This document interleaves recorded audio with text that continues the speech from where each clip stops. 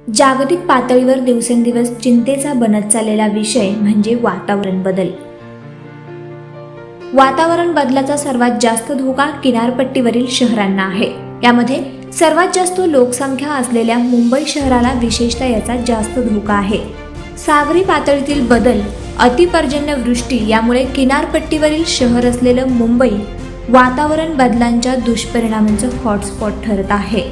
Inter governmental panel on climate change म्हणजेच IPCCने एक अहवाल तयार केला आहे, ज्यामध्ये IIT मुंबईचे सुबिमल घोष यांचा देखील समावेश आहे.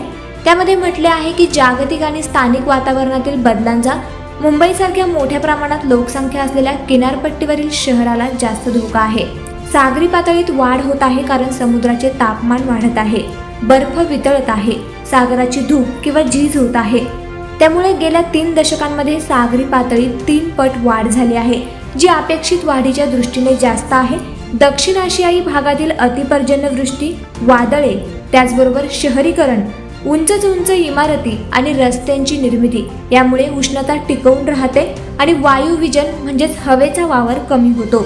त्याचबरोबर ग्रीन हाऊस गॅसेस देखील जागतिक तापमान वाढीला कारणीभूत आहेत.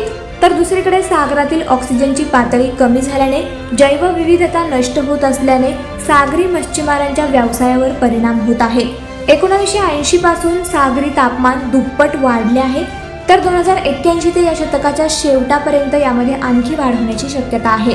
आपल्याकडे वातावरण बदलाच्या दुष्परिणामांचे हॉटस्पॉट ठरत असलेली देशाची आर्थिक राजधानी असलेलं मुंबई शहर सध्या यामुळे धोक्याच्या पातळीवर आहे.